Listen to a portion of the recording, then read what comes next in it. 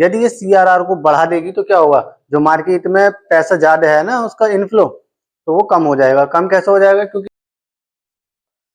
Hello दोस्तों, are के study mind पे आपका बहुत बहुत स्वागत है। आज हम देखने वाले हैं सीआरआर के बारे में। ये क्या होता है, क्यों सरकार लगाती है और इसका काम क्या है, ठीक है, और ये इन्फ्लेशन को कैसे कंट्रोल करती है, ठीक है। चलिए देख लेते हैं। जैसे कि आप सभी जानते हैं कि सीआरआर का मतलब क्या होता है। इसकी फुल फॉर्म होती है कैश रिजर्व रेशियो, हिंदी में कहते हैं इसको नगद आरक्षित अनुपात, ठीक है।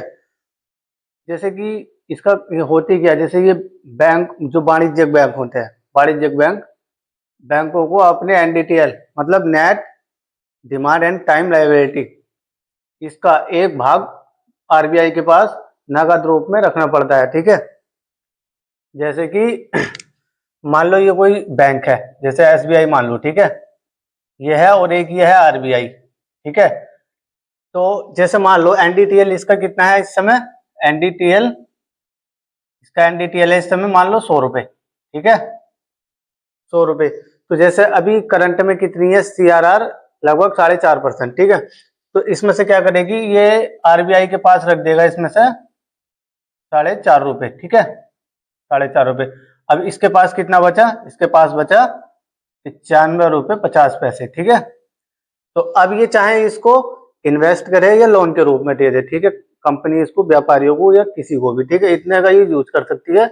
और जो 4.5 रुपए है, या तो ये इसको अपने पास रख ले या आरबीआई के पास रख दे। ना ये इसका यूज इन्वेस्ट करने के लिए करेगी जो वाणिज्यिक बैंक है, और ना ही इसको ये लोन के रूप में दे सकती है, ठीक है। सिंपली इतना मतलब है इसका, ठीक है। ये इसलिए कराती है, जो आरबीआई है इसलिए रखवाती है, क्योंकि भविष्य में यदि जो बैंक है, संबंधित बैंक, वो दिवालिया हो गई तो उसकी स्थिति में कुछ हद तक तो मैनेज किया जा सके इससे, ठीक है। एक और ये रखवाते हैं, जैसे उसका नाम होता है, जैसे इसका नाम है सीआरआर, उसका नाम है एसएलआर, ठीक है, उसके बाद में बात करेंगे। अब इसका काम क्या होता है, ये होता है यदि सीआरआर को कम किया जाता है, ठीक है, तो बैंकों की साख सर्जन की क्षमता बढ़ जाती है। मान लो जैसे ये 100 रुपए है इसके पास, ठीक है, अभी अब इसको कम कर दें, जैसे अभी 4.5% है ना, 4.5 रुपए, मान लो ये कर दें 3% आरबीआई सीआरआर को, तो इसके पास कितने रुपए बचेंगे। जैसे कि अभी इसके पास है एसबीआई के पास मान लो 100 रुपए हैं, ठीक है। अब ये आरबीआई को सिर्फ 3% लगा दिया ना आरबीआई ने इस पे, तो अब ये आरबीआई के कितने रुपए रखेगा, 3 रुपए रखेगा आरबीआई के पास, ठीक है।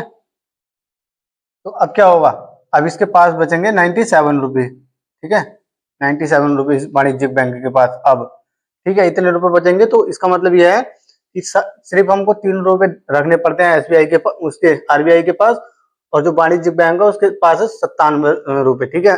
अब ये इसको एक्सपेंड भी कर सकती है, मतलब इन्वेस्ट भी कर सकती है और लोन भी दे सकती है, मतलब अब ज्यादा दे रही है ना थोड़ा, इसलिए इसको कहते हैं साख विस्तार, मतलब बहुत ज्यादा तक लोन प्रोवाइड कराना और इन्वेस्ट भी कर सकती है, ठीक है। ज्यादा रुपए बचेंगे तो ज्यादा इन्वेस्ट होगा, ठीक है। अब तीसरे केस में देखते हैं, जो इसका दूसरा काम है, यदि ये सीआरआर को बढ़ा देती है तब क्या होगा।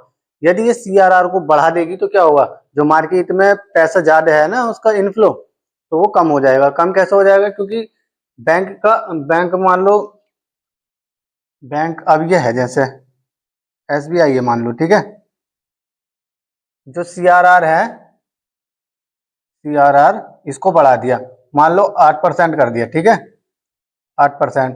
तो अब ये आरबीआई के पास कितना रखेगी, 8 रुपए, ठीक है, 8 रुपए, 100 रुपए था। तो अब क्या होगा, अब जो बैंक है, जो आदमी है, जैसे इन्वेस्टर हो गए या आम जनता हो गई, वो क्या करेगी, यदि बैंक ज्यादा पैसा दे रही है लोन के उसके ब्याज के रूप में, तो आदमी क्या करेंगे, मार्केट में जितने भी आदमी है बहुत सारे क्या करेंगे, बैंक में जमा करा देंगे, क्योंकि उनको इंटरेस्ट ज्यादा मिलेगा। तो इससे क्या होगा, जो मार्केट में जो मनी है उसका जो फ्लो ज्यादा है, उसका क्या होगा, वो जो बैंक है वो सोख लेगा, मतलब बैंक के पास आ जाएगी ज्यादा, तो मार्केट में थोड़ा कम हो जाएगा मनी, ठीक है।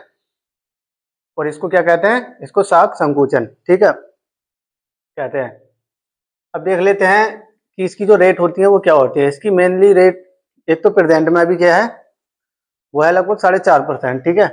और इसकी अपर लिमिट कितनी है, मतलब मैक्सिमम कितनी रेट तक ये सीआरआर बढ़ा सकते थे, लगभग 15%। और मिनिमम कितनी थी, जो कम से कम थी इसकी रेट, वो थी 3%। ठीक है, लेकिन सन 2016 में इसको रिमूव भी कर दिया गया है। अब बात करते हैं ये सीआरआर है क्या, इसका मतलब क्या है। देखो ये सीआरआर जो है ना, जो इन्फ्लेशन है उसको मैनेज करने में बहुत इंपॉर्टेंट रोल निभाती है। ठीक है, जैसे कि आप देख सकते हैं रिजर्व बैंक ऑफ इंडिया का एक टूल है जो इन्फ्लेशन को नियंत्रित रखने में महत्वपूर्ण भूमिका निभाती है। ठीक है, यदि मार्केट में पैसा ज्यादा है, बहुत ज्यादा है, इनफ्लो बहुत ज्यादा है मार्केट में, तो क्या करेगी, आरबीआई सीआरआर को थोड़ा बढ़ा देगी।